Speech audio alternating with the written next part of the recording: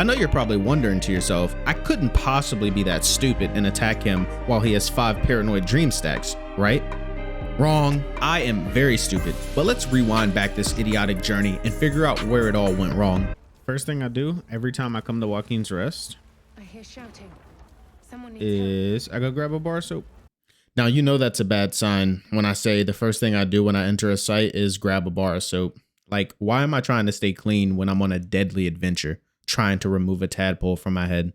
So, as most of you should know, once you hit level 4, you're able to obtain your first feat. And since we left off leveling up, we gained 2 attribute points to add to our charisma to help our main attack, Eldritch Blast, do more damage. The main reason we are at Joaquin's Rest is to get the Spell Sparkler staff to further increase our DPS. Now that we have our upgrade, we have the staff to increase our DPS. Let's go ahead and test out our main attack. Fireball into a barrel. Don't you love that? These low-level skeletons in the crypt while I'm level 4 surely will be easy targets for my Eldritch Blast, right? And we miss. I could just smack them with my...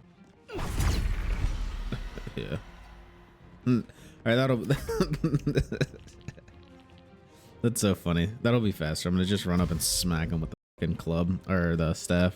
So the whole reason that I went back to the crypt to take out those skeletons was to get the amulet where you can speak with the dead. Wait, what?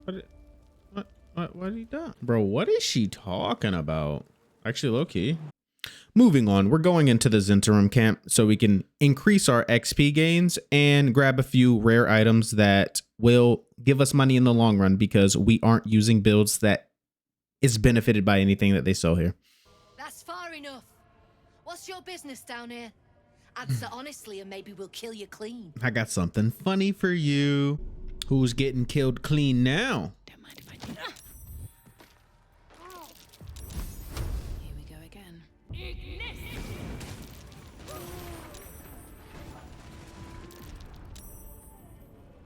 Losers. Baldur, how are you still alive? Ah, yes. Volo. We need Volo.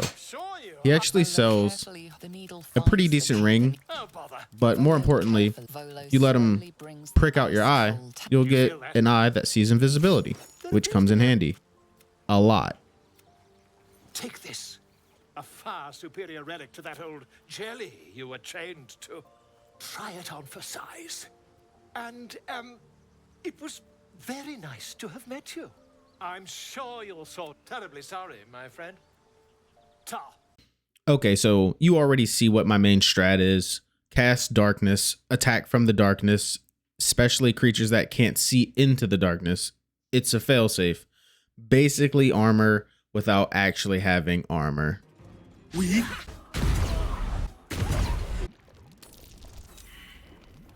Roll into 1, bro. Story of my life. Roll into 1. Love that for me. Roll the double 1. Oh my god. Bro, there's no way we roll 3 in a row, right? Okay. 2 1s and then a natural 20, bro. That's actually crazy. You might remember our encounter with Crusher from the first video. If not, it's okay. We sucked his toe, got his ring, and it gives us a movement speed boost during combat. But we're going to get our get back. Loser. Free XP, baby. Oh my god, I can hit them all. Smack them. All right, because we're not a complete idiot, we know that we can cast Minor Illusion to group enemies when we want to cast an AoE spell to increase our damage output. After we took out these gnolls, we went over towards Joaquin's Rest and we decided to pick a fight with Elika. I believe that's how you pronounce her name. I don't know. She's a tiefling that just kind of appears at the top of this bridge. We don't know what her purpose is in the game. I don't think she pops up anywhere else. She might, and I've never found her. But with that being said, when we do solo runs, we normally take her out to max XP. That's all that matters. We need to scale as quickly as possible so we can mitigate random BS from taking us out. This character's really annoying. All she's doing is crying because of her friend, the dead soldiers on the ground. Everybody got slaughtered because they couldn't handle the drow and goblin raid. Boo-hoo. I need this XP, so do your job, and die.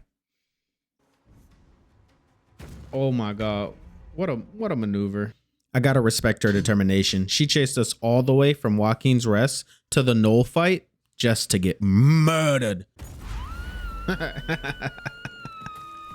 What a scream.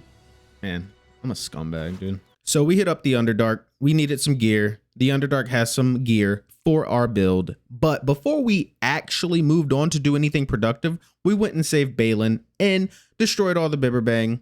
And yes, I got the Noble Stalk and all of the alchemy items before I did this. After I dealt with Balin and the Bibberbang, I decided to move on to the Arcane Tower. And this is where the beginning of my downfall started. Sounds to dampen dark oppression, Bray. Is it the foe? That foul, contemptuous heel?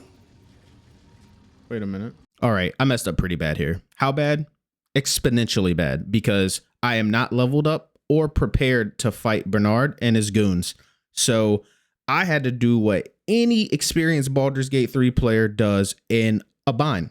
I ran away. Obviously, I ran away. You could pop a potion of Invis, but I ran away because it was the optimal option for where I was on the map. So I just took the elevator down, ran out, and skirted to camp.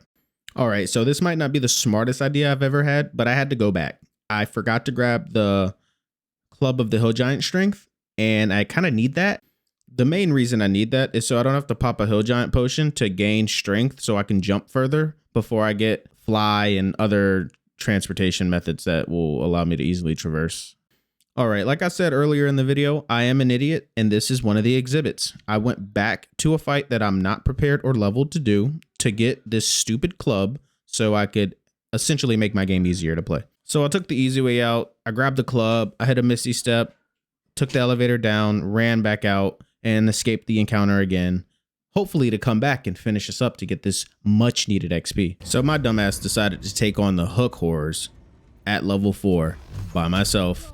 When you've played this game as much as I have and done so many playthroughs and so many solo honor attempts, you get complacent and you forget to check on regular enemy abilities. And I forgot the Hook Horrors can see in the dark, meaning they can see in darkness, meaning they don't get blind to anything because they sense with their mouth or nose or whatever. I don't know. Maybe they feel auras. I know you're asking yourself right now, why does this guy think he can beat a solo honor run, especially using a Fiend Warlock build that's not even that powerful?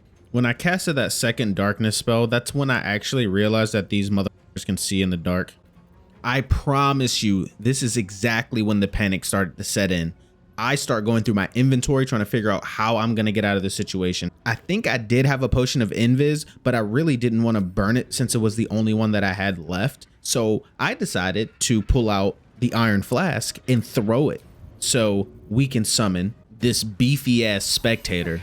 All right, this spectator definitely helped us out of this bind, but summoning this creature was definitely the beginning of my downfall. I got overzealous. I got overconfident. I thought that I was the man, and I just started running away. So while my pet spectator was 1v4ing the rest of the enemies, this one horror was following me, and I was trying to get to the Myconid colony in hopes that they would enter the fight and help me out. I was massively mistaken. They did not enter the fight. They just looked at me while the Hook Horror was chasing me into the colony and slicing my skin. I'm not gonna lie, I felt highly disrespected and humiliated because I really needed some help and they didn't help me. All right, this might be the dumbest decision I've ever made in the entire history of me playing this game. After all the Hook Horrors were defeated and that drow, I went back to fight the spectator by myself, level 4. I was definitely overconfident because I knew the spectator couldn't see in the darkness, so I casted darkness on myself and just sat in there and hit it with a couple of Eldritch Blasts until I made one fatal mistake. I attacked the spectator when it had 5 Paranoid Dream stacks, and I already know that it casts Ocular Nightmare when you do that. I'm not gonna lie to you guys. I really thought it wasn't gonna hit me because I was too far away and also protected by the darkness. Like I said from the start, I'm a fucking idiot. If you enjoyed the video, don't forget to like, comment, and subscribe for more content like this. I usually upload multiple videos every week. Look forward to hearing from you in the comments below.